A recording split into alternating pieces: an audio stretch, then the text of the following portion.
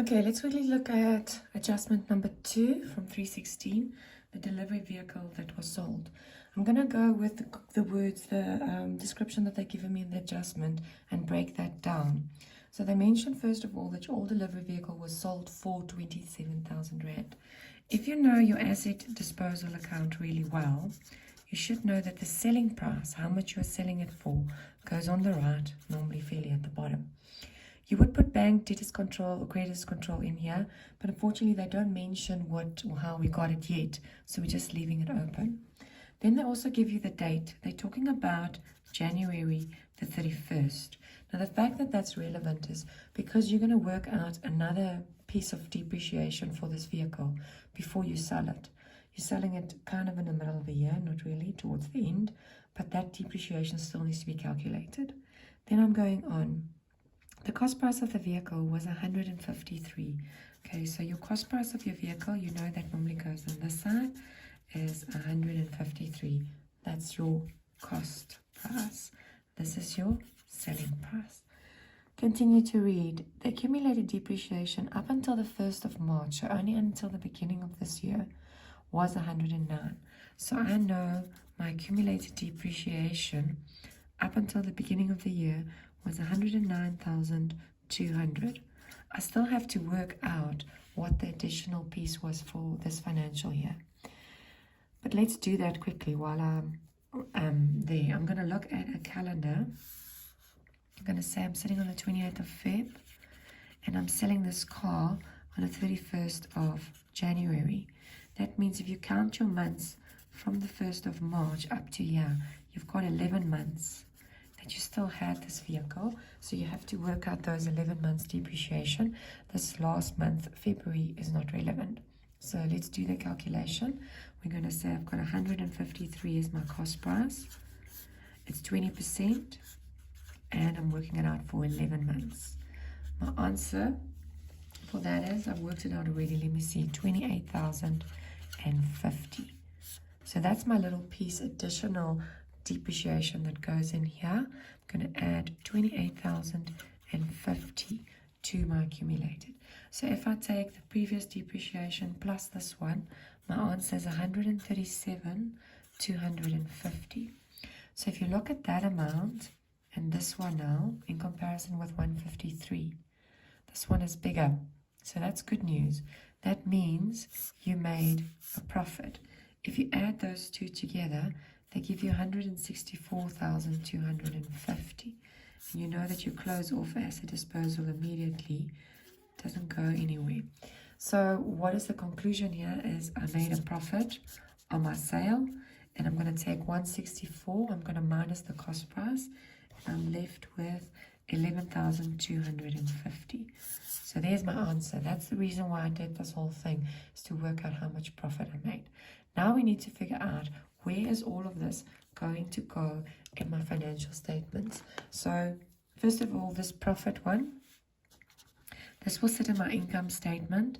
That is a summary of this whole thing. So this is the only entry that will sit in your income statement, 11,250. It's going to go at the top because it's a profit. Then I'm looking at my other amounts. I've got accumulated depreciation. Oh, and this 27, just the last sentence, I haven't read that. It said, the purchase has posted a check, but it has not yet been received. So I can't write bank, even though it was a cash sale. I'm just going to put accrued income in there. Okay. So these amounts will have to go to my balance sheet. Okay, and that is a little bit more complicated than just looking at them like that. So I'm going to move the page over a bit just so that you can see that part. So what I'm going to do is, first of all, and this one as well, I haven't entered that anywhere. My cost price is going to go to my vehicles. That's going to go down. So I'm going to take it out of my vehicles. I'll show you how just now. And then my depreciation is quite complicated. The accumulated depreciation will go into note number 3. And first of all, you're going to add that part to your movements. And then you're going to take 137,250 out to work out your book value, or let's say your carrying value. And I'll show you that as well. There's a calculation for that. So there's a lot going on with these amounts in your balance sheet. And then this one would have normally gone to bank. But in this instance, I can't take it to bank. I'm going to take it to accrued income. Accrued income, a good or a bad thing? Is it an asset or liability? Yes, I am asking you a question as I'm thinking what the answer is. It goes in note 5. It's a receivable. Okay, just that 27,000 Rand. So let me show you what it's going to look like in your answer as I've briefly explained it here now. Maybe it will make a little bit more sense. So if I go here and I look at my income statement, this profit and loss, this bracket that you see there is basically a summary of the asset disposal that we've done. Our answer, conclusion was 11,000. That's it. That's all that goes in your income statement.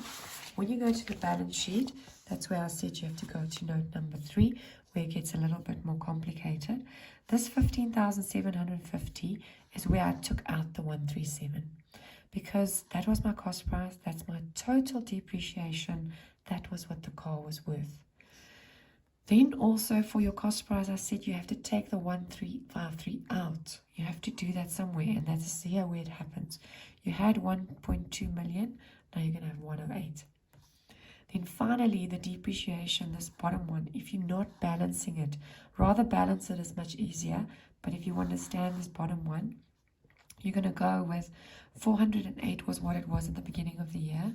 You're going to add this new depreciation 245, which has got everything for this year, minus the 137, and that gives you that one. And then just something I haven't mentioned is inside the 245, you've got the 28,000 for this year. That is just the 11 months that I calculated. So there's a lot going on here if you are selling a car. Make sure you adjust it in all these places.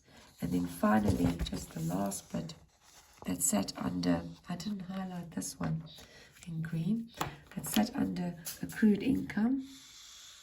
There we go. It's actually just the 27,000 that goes under number 5. That's it.